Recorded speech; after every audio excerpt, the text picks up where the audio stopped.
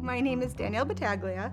I am a makeup artist for film and TV in the Tampa Bay area.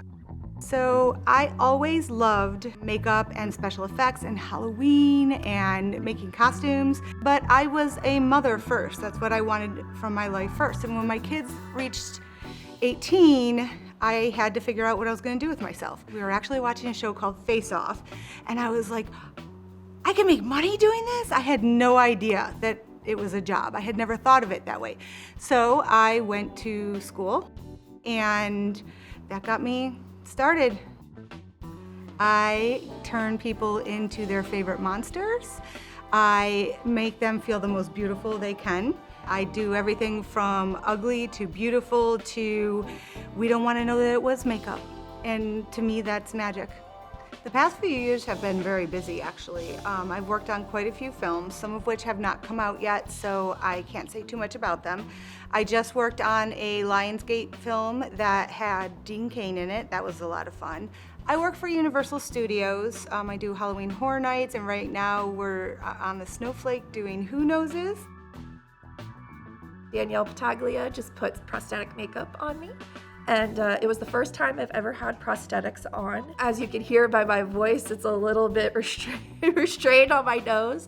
But there's a little bit of breathing room in there, so it's not as crazy. But yeah, it's all blended in. It looks good. I might wear it for the whole day.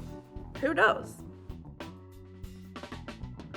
The first film that I ever saw that the effects affected me deeply was American Werewolf in London.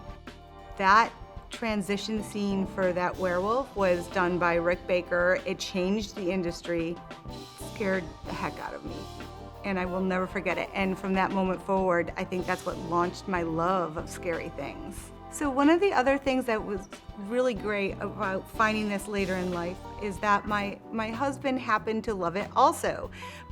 From the opposite side of the chair. He likes sitting and having the makeup on. He's an extrovert, I'm an introvert. I'll put all the makeup on him, shake him up, and send him out, and I don't have to interact. I'm the Grinch! He loves it. He's an incredible creature actor. He works for the VA, he was a Marine for 23 years, and he really likes to dress up as the Grinch and go in and give back to his fellow veterans that way, to bring a smile to people's faces. It really brought us closer.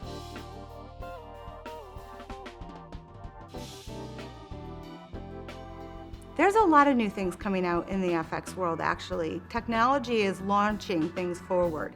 And for a minute there, CGI was the big thing in film. And very quickly, the film industry figured out that going all CGI and losing practical effects and FX wasn't what the audience wanted. Right now, there's this beautiful marrying of the two, and I think that that's fantastic. And I'm always excited when they want to work with practical and CGI, but there's also 3D printing that's coming into the film world in the way of it's helping us make cleaner, more precise prosthetics because we can 3D print someone's face.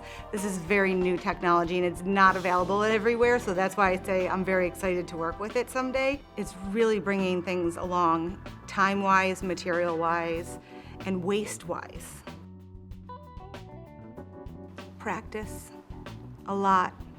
Go home and practice every day, whatever it is you want to do. If it's sculpting prosthetics or sculpting anything, sculpt something every day. If it's painting and applying prosthetics, that can get expensive to do every day, but you can practice your techniques at home. You can practice your painting, your color matching, your color mixing. You can practice your blending of edges. Practice, practice, practice.